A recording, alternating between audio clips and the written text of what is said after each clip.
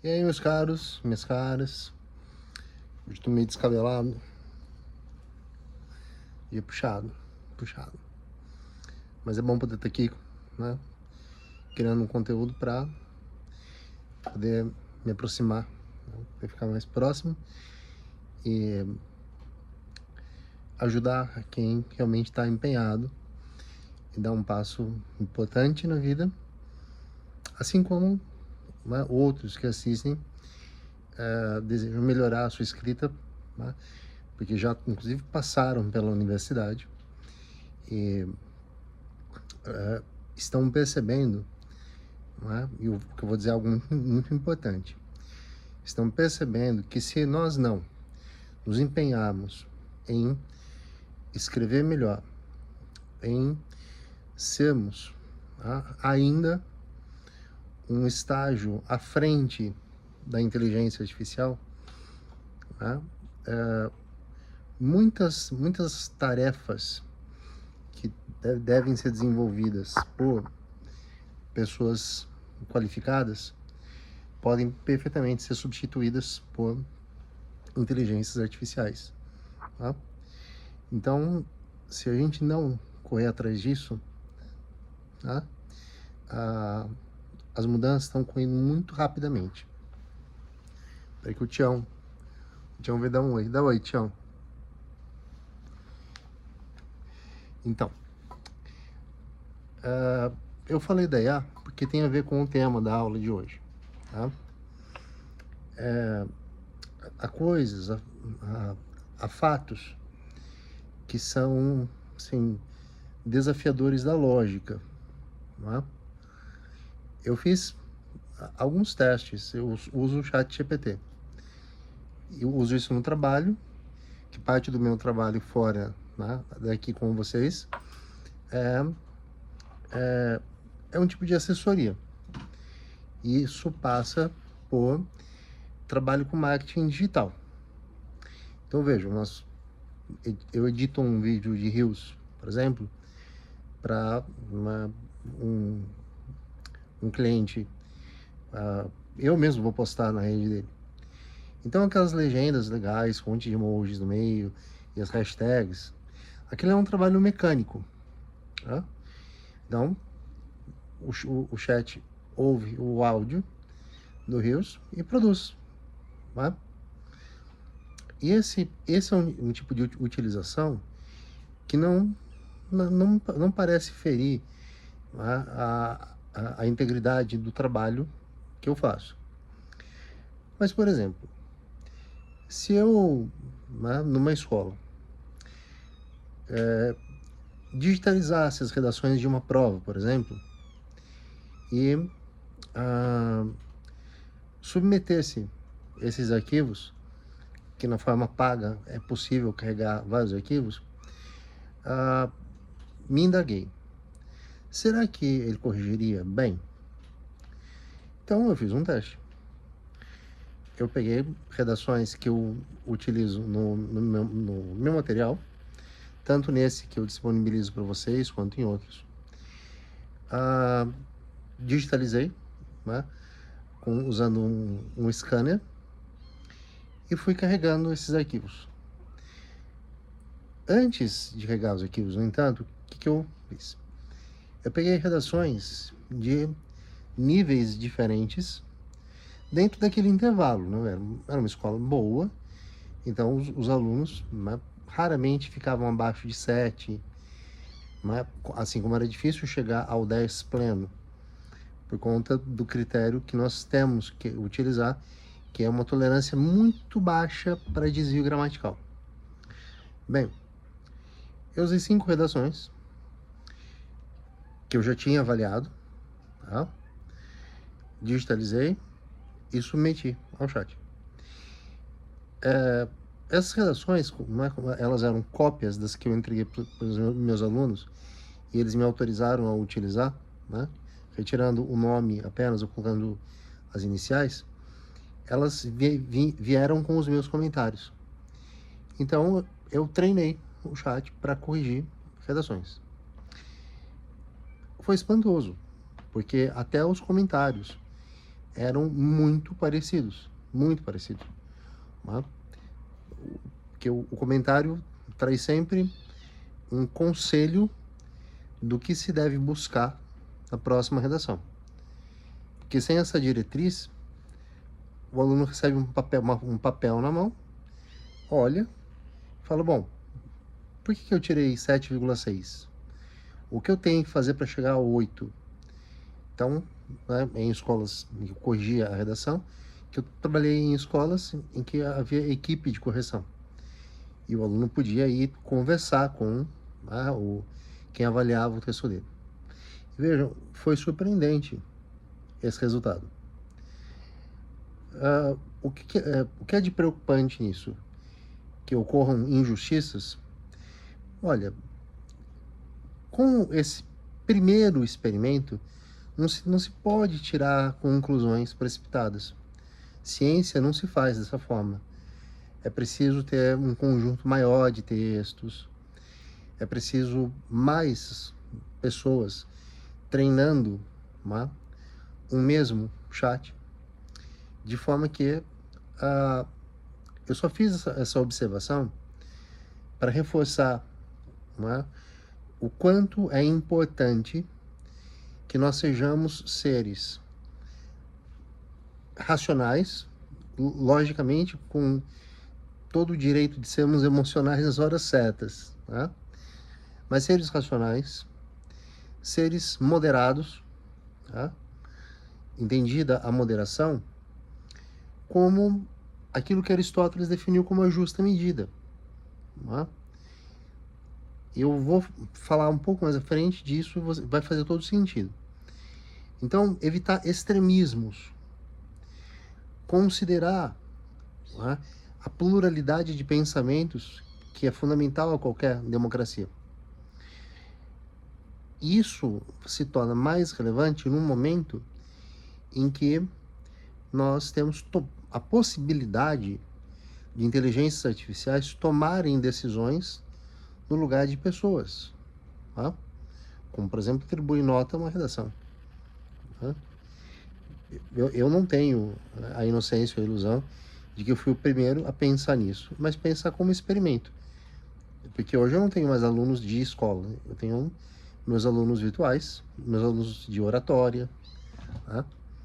E do meu ponto de vista é essencial utilizar a minha mente, o meu intelecto para avaliar qualquer coisa que seja submetida a mim.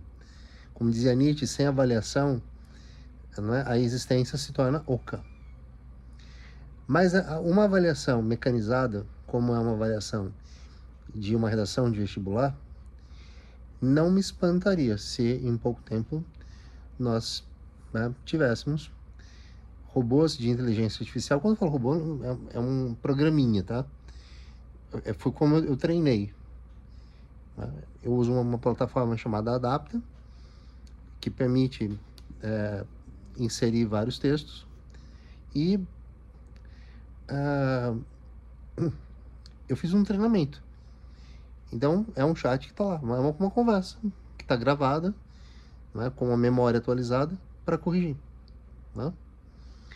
E eu fiz esse teste, vou voltar a fazer, para perceber outras nuances, porque há uma evolução conforme se utiliza. Pois bem, o título dessa aula, da aula 4, definindo a tese, é extremamente importante porque só pessoas opinativas são boas em construir teses. Pense aí com você. Se alguém lhe aponta o dedo e fala, o Joaquim é um cara opinativo.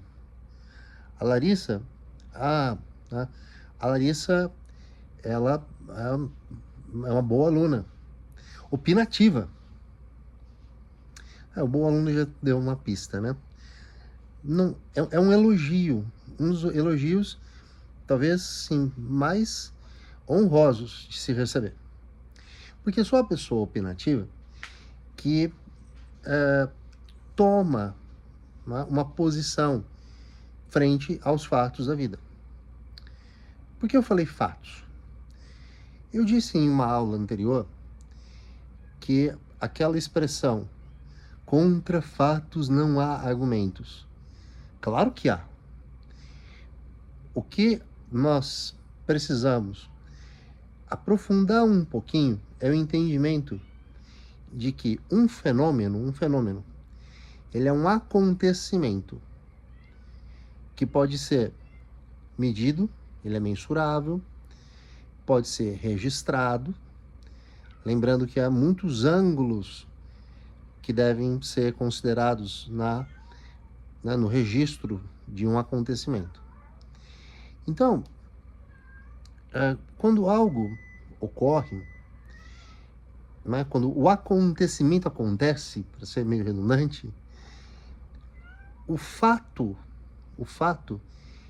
ele é a construção por meio de ideias, de comparações, de critérios avaliativos que vão considerar positiva ou negativa uma ou outra ação. Tá? Vejam, em 1964, uma parcela muito grande da população brasileira chamou o que foi a tomada do poder pelos militares, de fato embasados na Constituição que nós tínhamos então, que era a Constituição, se não me engano, de 1946, e aquilo para eles era uma revolução liberal. Revolução liberal. O acontecimento foi lido naquele momento dessa forma. O editorial do dia 1º de abril do jornal O Globo, é um editorial histórico, ele lê interpretando o acontecimento como revolução liberal. Em 2013, o jornal aproveitou um outro 1º de abril, escreveu um outro editorial retratando-se e entendendo que aquilo foi um golpe de Estado. Tá? Assunto amplo, tá? E fica como dica no momento que vocês estiverem estudando, mas também acompanhando o que acontece nesse momento, tá? E observando, pela lupa, pela luneta da história, observando, por exemplo, será que o que aconteceu na Revolução de 30, 64, o momento que nós estamos vivendo agora, outros golpes de Estado, bem-sucedidos ou não, em outras nações que nós estudamos na história, será que existe um padrão? Ou padrões? Será que existe um algoritmo, assim, das ações humanas? Porque, no fundo, quando a gente identifica um padrão, a gente está identificando um algoritmo de funcionamento. Pois bem, o acontecimento em cada instante presente da nossa vida demanda de nós posicionamento crítico. Tá? Então, se algo ocorre no cotidiano, por exemplo, uma discussão entre um colega ou uma colega seu e o professor por conta de nota, sei lá, estou dando um exemplo. Se você não tiver elementos para poder avaliar de forma neutra, ou mais perto de neutro, porque neutro mesmo só shampoo de bebê, é preferível dizer, olha, eu não posso opinar sobre isso. Eu tenho que obter mais informação, tenho que saber, tenho que ouvir as partes. Tá? Porque vejam,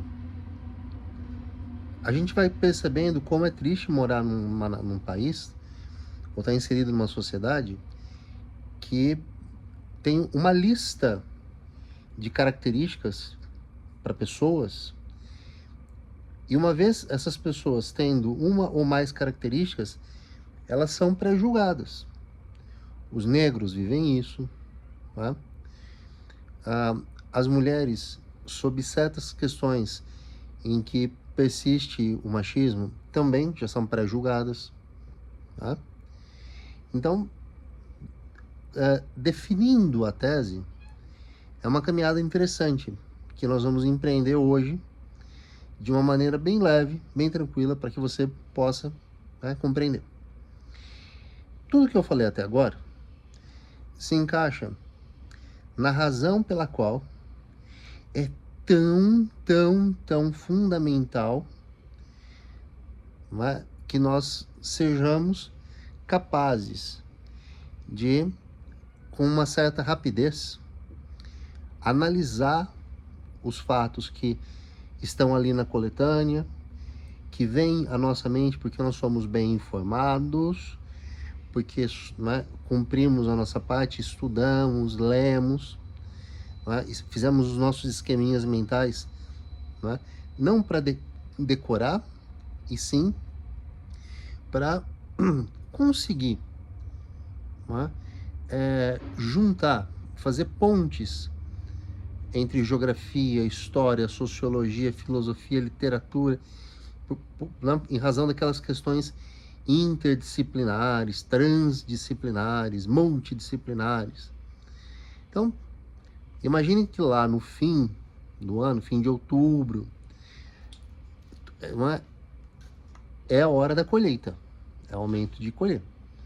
A semeadura é agora, lá é a hora que a gente vai colher. E a prova de redação sempre vai ter, mesmo nos vestibulares em que não é tão valorizada quanto é no Enem, quanto é na FUVEST, quanto é na VUNESP, ainda assim é, assim, determinante o bom desempenho nela. Bom, vamos pensar da seguinte maneira. Tese é uma opinião crítica sobre um determinado tema que consiste em acontecimentos, ideias, alternativas para problemas concretos, olhando, né, temas de natureza concreta, tá? Mas eu também posso, né, me posicionar criticamente diante de temas mais abstratos. Por exemplo, a arte deve ter limites? Isso é abstrato, logicamente. Até porque é preciso, numa redação como essa, ter uma astúcia que é: peraí, mas o que eu vou entender como limite? Tá? Vai ser limite no âmbito da censura? Tá? Ou é um limite que deve mover a própria concepção de arte? A arte vai até um ponto, e desse ponto em diante já não é mais arte. Tá? Bom, essas questões orbitam a nossa vida. Há alguns anos, poucos anos, nós passamos, né, por uma fase meio sombria, né? Não que a de agora não seja, né? Só acho que a de agora é um pouco menos sombria. Mas uma fase em que proibiram exposições, estabeleceram censura etária para entrar no MASP, né? Prenderam um artista fazendo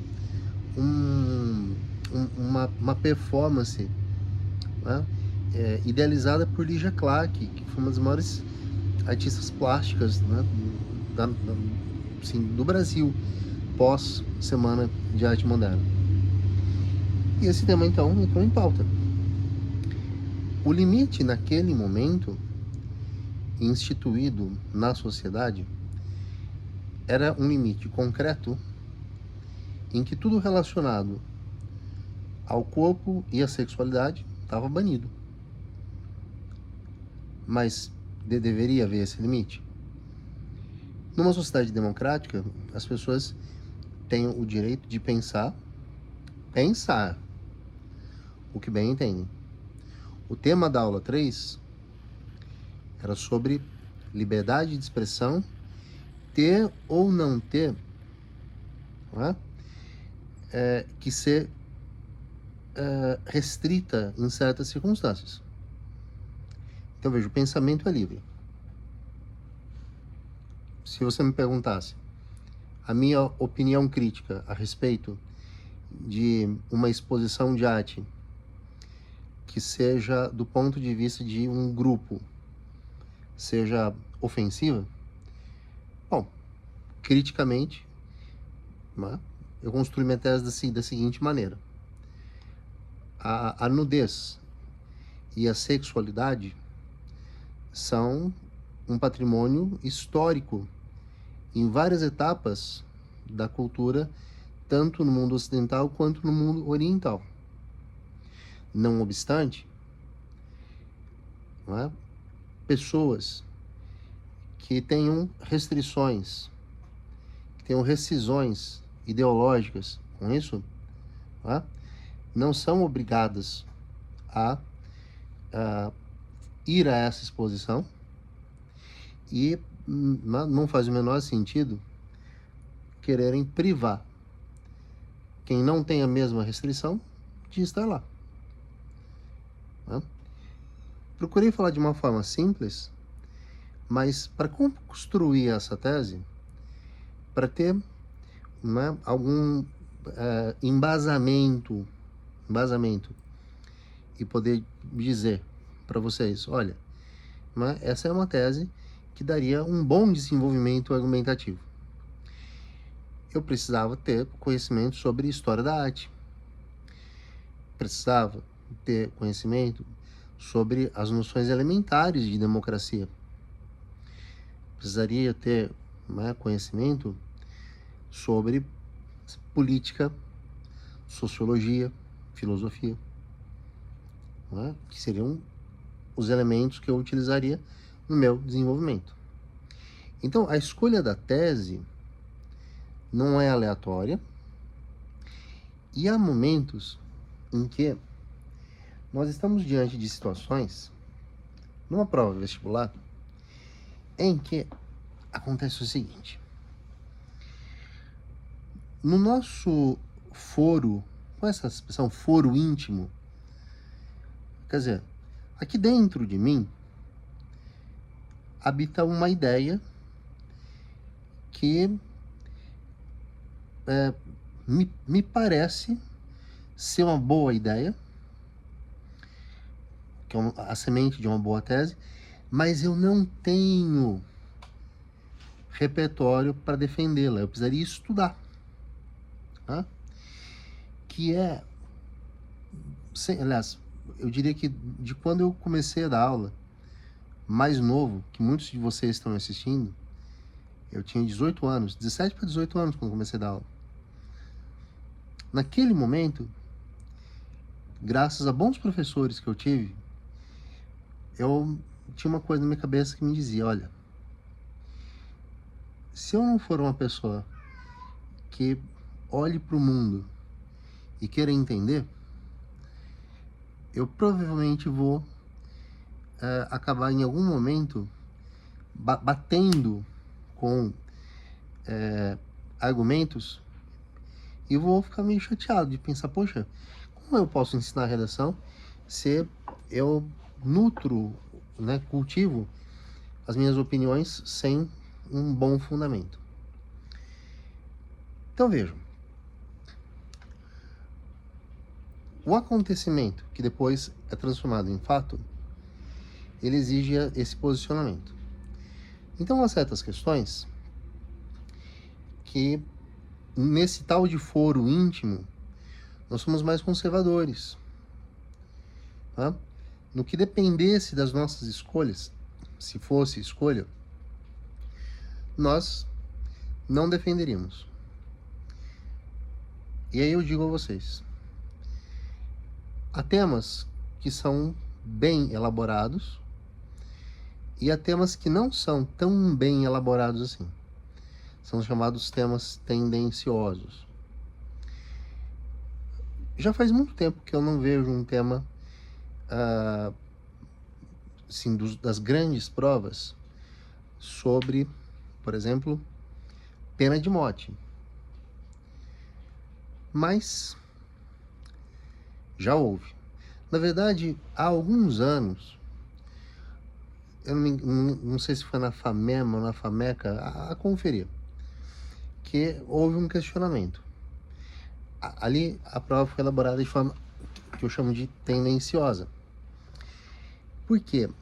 Veja, a realidade, essa grande realidade, em que se dão os acontecimentos que são interpretados em fatos, tá? Sinaliza o seguinte: nós temos um ordenamento jurídico no Brasil que é incompatível com a pena capital. Tá? Alguns falam, mas ela está até na Constituição. Sim, mas é em estado de guerra, em corte marcial, que é uma espécie de tribunal que resolve as coisas muito rapidamente, né? E aí vem os pelotões de fuzilamento, por exemplo. Mas isso tudo é muito, muito excepcional. Tá? As redações que eu vi daquela prova, tá? E que foram consideradas boas, todas elas, sem exceção, eram redações em que o aluno se posicionava contrário à pena de morte. E era fácil posicionar contrário à pena de morte. Eu não corrigi esse tema, né? Eu vi provas por conta de colegas que trabalhavam, gera correção online, né? E me mostraram. Agora, quem tentava defender quase sempre incorria em erros de interpretação de pensamentos de filósofos, de sociólogos. Você sabe, é quando a gente distorce algo, né? Ou tenta apertar algo para caber, para encaixar, né? Sei lá, você está colocando o arroz ali num recipiente para pôr na geladeira e não está cabendo, você dá aquela apertada e invariavelmente a tampa vai abrir dentro da geladeira e o arroz vai perder qualidade. É assim também com os argumentos. A gente não pode forçar o argumento a se ajoelhar diante da tese. Tá? Bom, naquele momento, o que eu lia, o que eu vi, né, de redações que foram favoráveis, era o eco do que eu ouço quando às vezes vou abastecer meu carro, ou vou ao supermercado, ou a um restaurante. Porque numa sociedade violenta como a nossa, a população tende a um certo radicalismo. Tá? Mas o fato é que, embora a pena de morte exista, por exemplo, em alguns dos estados confederados dos Estados Unidos, né? A diferença entre Brasil e Estados Unidos é que lá é uma confederação e cada estado, exceto pela Constituição, segue, né, uma legislação mais adaptada à sua realidade. Não é tão simples como eu estou falando, mas a gente não precisa saber muito mais do que isso para compreender. Então, às vezes, um sujeito comete um crime num estado em que há pena de morte. Se ele tivesse cometido 200 quilômetros para uma direção, ele não correria o risco. E isso é fato. O mesmo se aplicou em 1973, quando o aborto foi legalizado. O mesmo com a eutanásia. Né? Então é muito comum ouvir relatos, por exemplo, o último que eu me lembro foi de uma moça muito jovem, moça com, né, com idade para olhar para frente e ver muitos anos de realizações. Mas ela descobriu um câncer no pâncreas, extremamente agressivo. E fez a opção por só, não é, aliviar o sofrimento. E enquanto ela pudesse viver, assim, ter uma vida útil, né? Viajar, curtir, conhecer lugares novos, se apaixonar. Quando se tornou, né, inviável continuar com aquilo, ela já havia feito uma mudança de domicílio para um estado em que a eutanásia era, né, ou é, na verdade, aprovada. Bem, notem, numa mesma nação, estados diferentes têm contextos diferentes.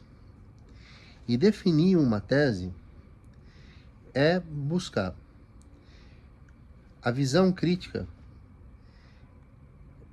cujos argumentos são mais sólidos. Né?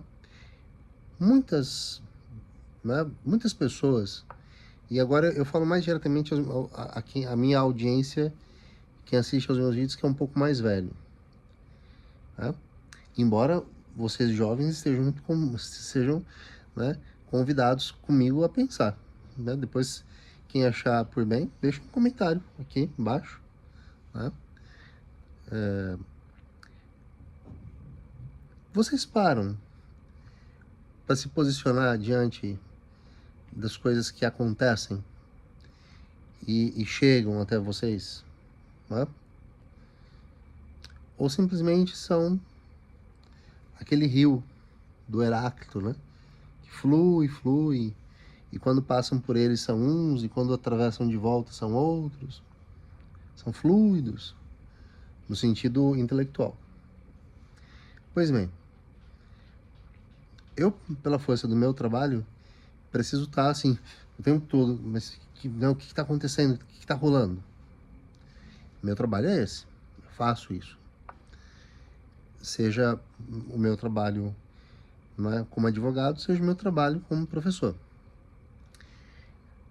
Mas, né, penso eu, que é muito saudável ser um ser opinativo.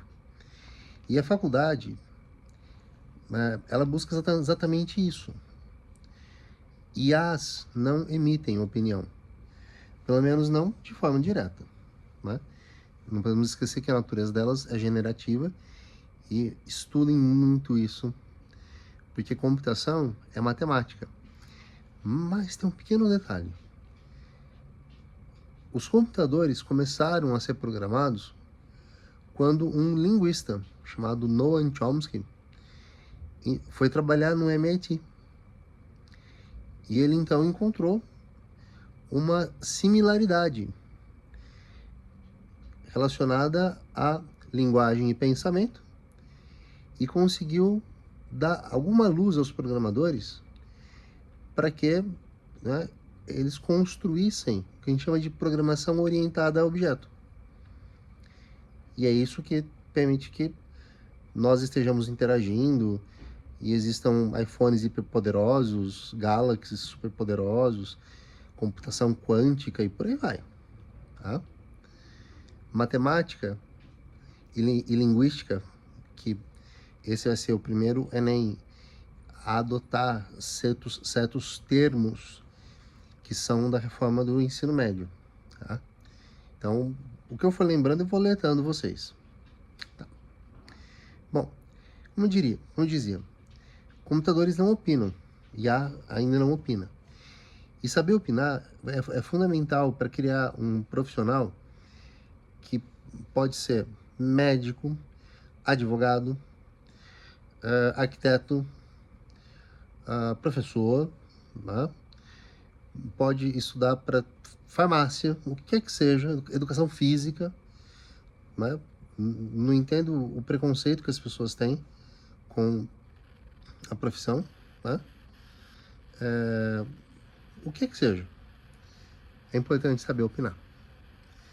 Porque a opinião, ela é, no campo prático, digamos, a agulhinha da bússola da nossa tomada de decisões importantes na vida. Então fiquem atentos a isso. Ok? Bom, como eu dizia, a tese, ela se define não exatamente em função dos argumentos, mas Vamos só fazer um exercício juntos, tá? Já relacionado ao nosso tema, quais os limites éticos que devem ser, né? Eu não usei a palavra imposto, né? Eu vou mostrar inclusive a palavra que eu usei. O material vai estar aqui junto, embaixo, no linkzinho.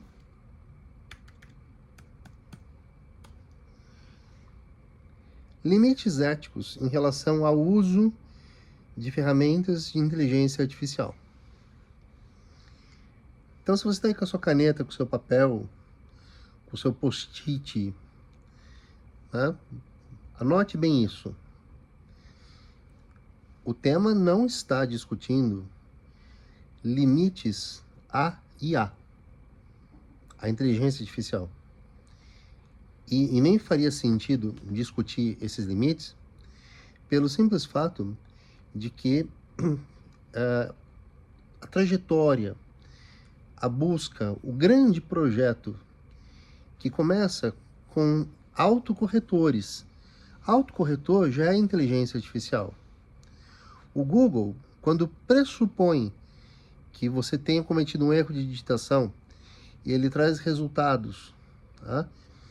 Porque parece a ele ser mais razoável de você querer fazer uma busca, já é inteligência artificial, tá?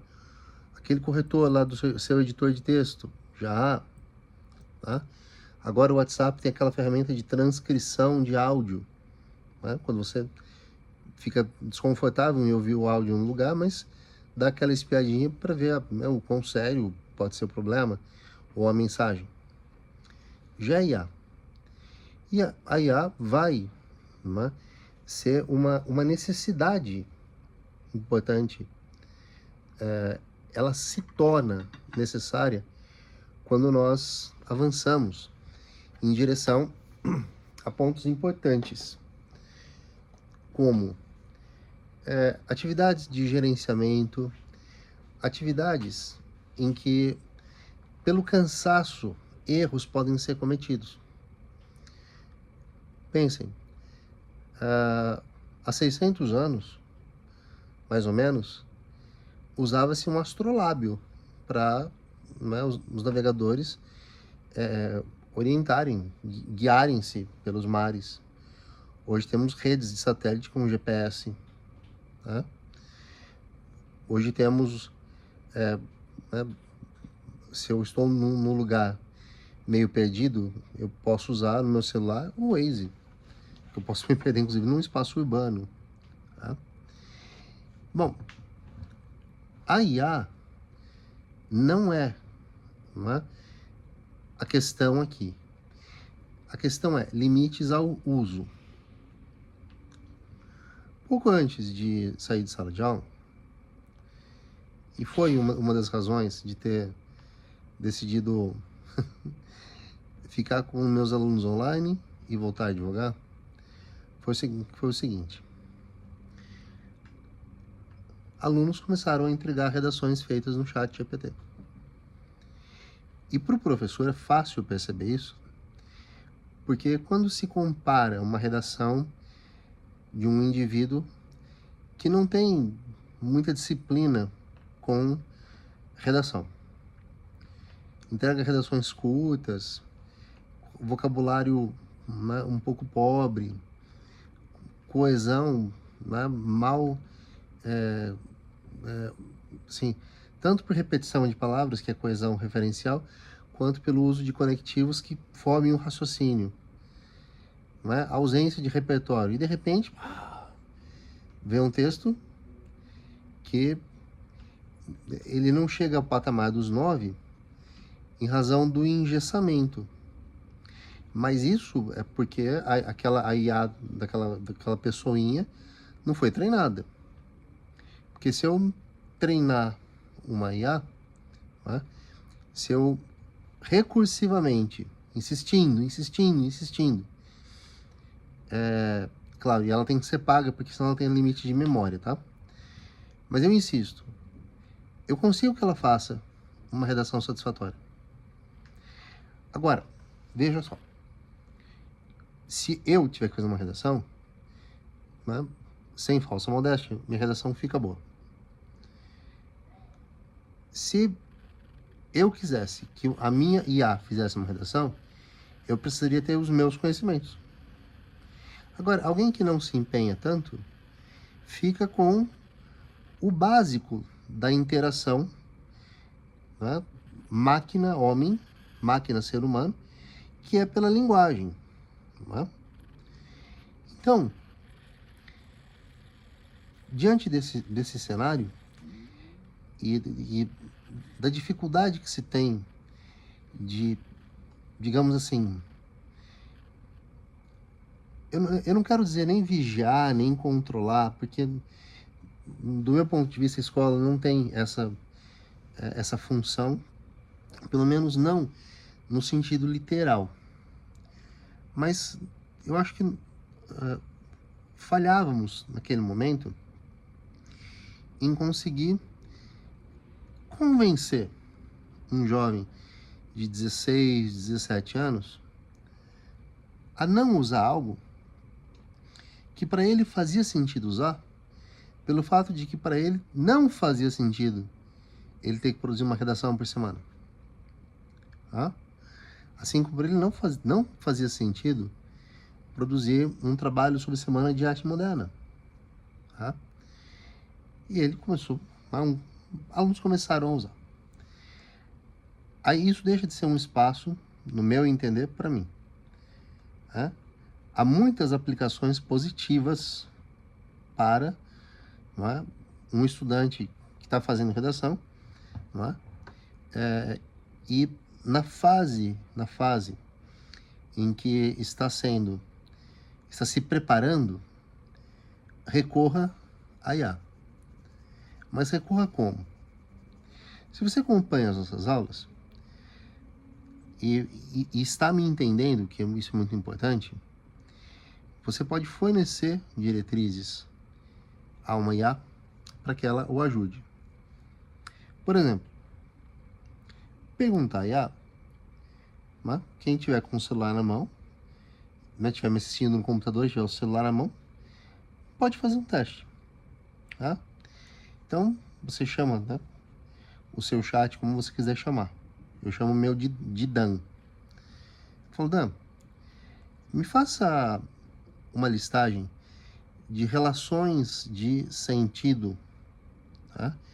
Sentido lógico, que sejam aplicáveis a um texto de 30 linhas. Ele pode trazer, de início, respostas que obviamente não são aquelas que eu quero. Então eu refino, digo, olha, eu tenho uma situação, um problema, sobre a qual eu formulei a seguinte tese. Que raciocínios, né, você me sugere? Tá? Aqui o uso começa a ficar na fronteira entre o que pode ser um mau uso, tá? Mau uso entendido como aquele que deixa a gente meio preguiçoso, e o bom uso, que é para evitar, né, a gente não ter que ficar garimpando coisas. Mas uma coisa muito mais simples, né, para exemplificar. Quando nós estamos ali com aquela palavra-chave do tema e ela já apareceu algumas vezes, queremos um sinônimo ou uma expressão equivalente. Enquanto estamos nos preparando, tá, pode ser útil, pode ser muito útil. Tá? Eu continuo a sugerir que você leia mais, tá? Mas num certo momento pode ser de grande ajuda. Tá? Enfim, pensem agora cada um por si. E eu estou pensando aqui também. Quais usos seriam prejudiciais e por quê? Enquanto vocês pensam, eu vou contar algo aqui da minha região, interior de São Paulo. Eu fui professor numa universidade particular daqui. E isso já faz mais de 10 anos, quase 15 anos, quando iniciaram a implantação das colheitadeiras automatizadas de cana.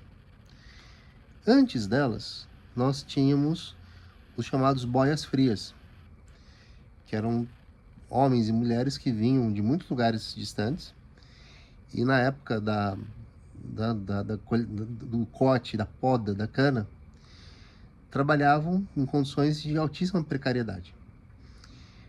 Essa tecnologia era maravilhosa, porque o aproveitamento e outras funcionalidades que a colheita humana não tinha, não é?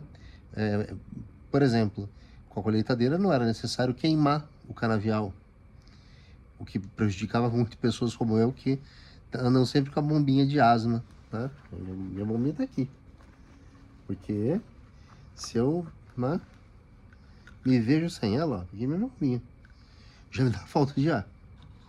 Bom, mas e elas chegaram chegando, sabe? Era uma época boa, a gente estava numa fase boa da nossa economia. Bem, aí alguém levanta um problema. Mas calma.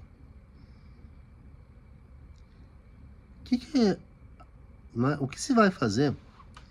Como se vai garantir cidadania, dignidade a tanta gente que vai perder o emprego de uma vez só, se todas as fazendas implantarem as colheitadeiras, né? Hipoteticamente. Bom, então houve uma discussão, é uma categoria profissional, e se definiu, isso na Justiça do Trabalho, via Ministério Público do Trabalho, né? Não vamos entrar em trâmites legais, mas estabeleceu o seguinte, um programa, como se fosse assim, num ano se colhe 10% com máquina, 90% com gente, no outro ano 20% com máquina, 80% com gente, e aí vai. Desapareceu a profissão de boia fria. Mas não era só isso. As usinas, não é, enfim, os empreendimentos que eram aqueles que arrendavam as terras para plantar cana, se comprometeram em alfabetizar e depois, via supletivo, oferecer até o 2º grau completo para essas pessoas. Então, assim, em 10 anos nós não teríamos mais boias frias analfabetos. Mas é claro, vejam, né? Há uma diferença imensa entre ser alfabetizado criança e ser alfabetizado aos 50, 45 anos, mais ou menos. Mas era o melhor que se podia fazer. Haveria ainda muita chance. Nessa faculdade em que eu dava aula, eu dei aula de português e inglês instrumental para jovens, alguns nem tão jovens assim, que tinham trabalhado com boias frias e fizeram o supletivo e queriam ir além. E lá nós tínhamos um curso que era voltado para eles, que era produção sucro-alcooleira. As usinas também tinham se comprometido a absorver como mão de obra em outros setores, tá? Essas pessoas. Então, me parece uma história muito boa para começar com uma analogia de provocação. Hoje, nesse momento, a IA poderia ser usada com ética, tá? Em várias situações. Por exemplo, serviço de telemarketing. Pode. Mas quantos milhares não ouso dizer milhões, porque me parece, né, exagerado, mas milhares de brasileiros e brasileiras trabalham com telemarketing. O trabalho de contabilidade poderia todo ser feito por IAs. O trabalho com redação de notícias poderia, em alguns casos, já é feito com telemarketing. Com telemarketing, com inteligência artificial. Então, a gente não está entre os dois extremos do proíbe esse negócio, né, de inteligência artificial, ou, né, escancara. Quem tiver dinheiro para comprar os serviços e quiser usar, que use, né, e nem pensemos a respeito das consequências em termos de dignidade do trabalhador. Tá? Nós estamos, lembra que eu falei que a gente ia voltar à justa medida? Nessa justa medida. Então, uma tese interessante é o uso da inteligência artificial, tá, é algo que deve ser ponderado e aplicado de maneira programática, para que as tarefas que a IA passe aos poucos a desempenhar, não é, deem tempo para as pessoas que antes eram quem desempenhava essas tarefas, não é, se reposicionarem, buscarem alternativas. Não é? Não parece uma tese interessante? Agora cabe a você embasar essa tese, né? E oferecer na sua redação que pode ser feita como uma redação Enem. Então, os limites éticos seriam o coraçãozinho da sua proposta de intervenção, tá?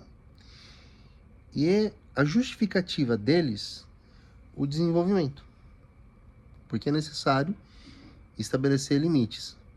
Agora veja, existem limites estáticos e há limites dinâmicos, tá? Em que ocorre uma flexibilização em certas circunstâncias, ok? Bem, me alonguei demais, espero que tenha ajudado vocês com isso. Na aula vocês têm sugestão de repertório, tá? Mas eu gostaria de sugerir uma coisa. Como eu disse, não existe vigilância, não existe controle.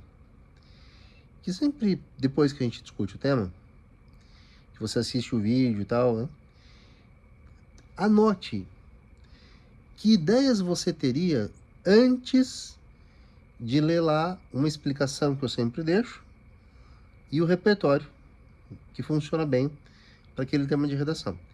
Depois compare, né, e junte. E conforme você for estudando, quer ver uma coisa útil para a inteligência artificial?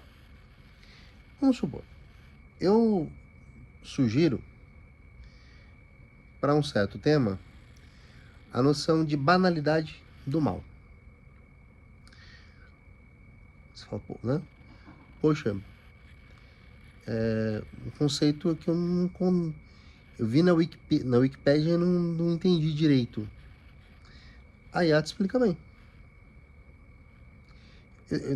Quando eu montei esse tema, eu fiz vários testes. Vários. E eu fiz um que é assombroso. Eu vou pensar. Na verdade, eu vou marcar o mais breve possível uma live em que eu vou mostrar 2 poemas.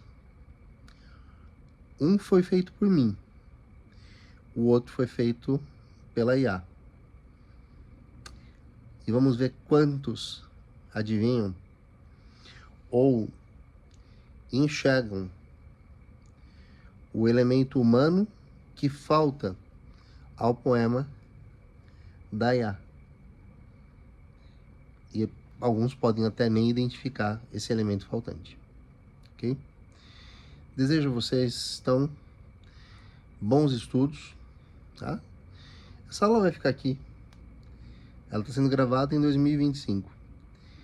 Pode ser que 2026, né, nem esteja aqui para gravar a nova temporada. Mas ela vai ficar aqui.